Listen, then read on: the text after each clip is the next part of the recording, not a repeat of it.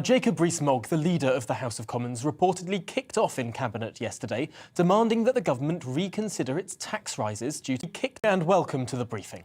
Now, Jacob Rees-Mogg, the leader of the House of Commons, reportedly kicked off in Cabinet yesterday, demanding that the government reconsider its tax rises due to bite in April, just as the cost of living row continues to split the Conservative backbenches. Now, Jacob Rees-Mogg's people have not confirmed these reports, but they have refused to deny them. It's fairly safe to say this cabinet row happened yesterday. Rees-Mogg arguing for tax cuts, Rishi Sunak standing firm in favour of the tax rises. This government does not comment on private cabinet discussions, but they do say they're looking actively for solutions to ease the growing financial burdens on members of the public.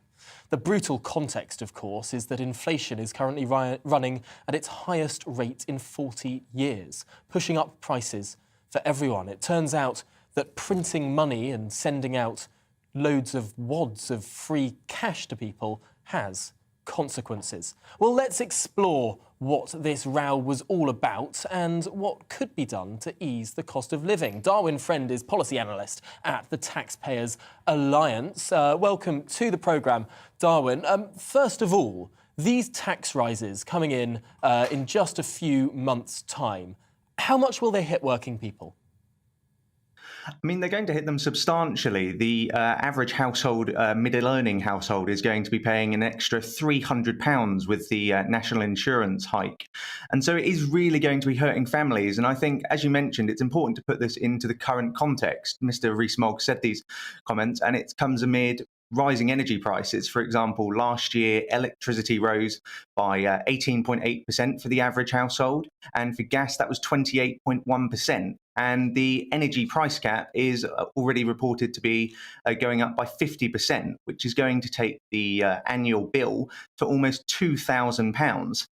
And so alongside that, having the inflationary increases that you've already described, as well as the national insurance hike, is only going to compound the problem and accelerate the tax burden to a 70-year high.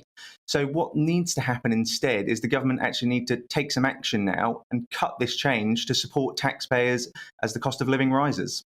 Now, of course, the government would say that this tax rise is coming in to help the NHS, which is under an enormous burden right now, particularly all of that care that was missed over those 2 years of high disease rates and various lockdowns, those operations that were postponed and now need to be done.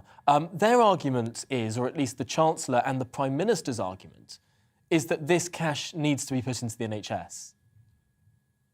Yes, and I don't think the argument is whether the cash needs to be put into the NHS or not. I think it's where that money is now found, and there are alternatives to raise this money.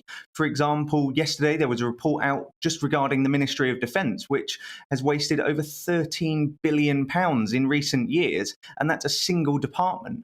And so I think if there was a cohesive campaign to eradicate waste across all government departments, then that would be a way to raise not only the £6 billion or the £12 billion that's being raised from the national insurance hike, but significantly more to fund the public's priorities, which this government was fundamentally elected on in 2019. It is extraordinary that this government isn't looking at waste, because, of course, it does have an enormous majority. You'd think this is exactly the kind of thing a strong administration could do, when even the coalition government had a pretty good programme of going through, of finding waste, of making cuts, of cutting the deficit by 50%, even when it had a far smaller majority than this government. No, I completely agree. I mean, a piece of research we did at the Taxpayers Alliance in collaboration with the Daily Mail found almost £6 billion worth of waste across government departments as well in a single year. And so it is surprising that what the government's deciding to do instead is actually hit hardworking families. I mean, we're talking today about the national insurance hike, but of course, Rishi Sunak also froze the personal allowance for 4 years, starting this April up to 2025-26. And so what that's actually going to do is hit the very poorest households even harder, because as they earn more, they're going to be dragged into paying tax. And that comes at a time when they're already losing over 50% of their income in taxes. And so it is surprising the government isn't looking at alternatives to make government more efficient rather than hiking the tax burden on already hard-hit taxpayers. Now, someone who would agree with every word that you just said there was, of course, Lord Frost, who resigned at the end of last year from the government over its political direction. He no doubt would have backed up Jacob Rees-Mogg in cabinet yesterday over these tax cuts. Do you worry that the sort of tax-cutting Tories are in the decline in cabinet, are sort of walking away now, that the tax-rising Tories are in the ascendancy?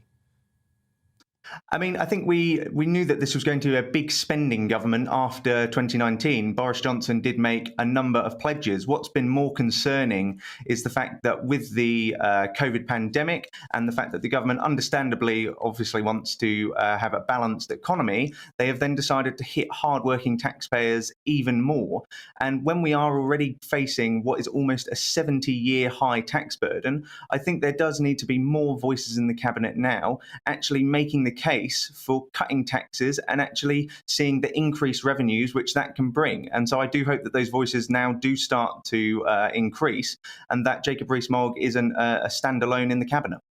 It's funny, I remember Boris Johnson in the 2019 leadership contest talking about one of his favourite, I think, ancient Mesopotamian leaders who found out that if he reduced taxes, productivity went up. Actually, receipts could go up too, an early version of the Laffer curve. Now, Boris seems to have walked away from that promise that he made, from that principle that he espoused. Do you think he still believes it? I mean, I'm not personally sure whether he does, and the evidence is out there that if you do cut tax rates, then revenues do go up. We saw that, as you mentioned, the coalition government earlier, with in regard to corporation tax. When corporation tax was cut, the revenues it actually raised went up, and so it is concerning. I think that Boris does seem to be moving potentially away from the low taxes that he mentioned, and also the fact that he committed to in his manifesto in 2019, and is focusing on just higher spending instead. And I do hope that what he does now, as we get closer towards the next general election, is take not only a low tax policy approach, but also, as I mentioned before, actually focus on making the government as efficient as possible when it comes to spending, so that then the debt can start to be dealt with rather than just ever more borrowing. This is an issue that we will be looking at very closely in the coming months. Of course, those tax rises set to come in not too much time at all. But for now, Darwin Friend from the Taxpayers Alliance, thank you very much for joining us on the briefing this morning.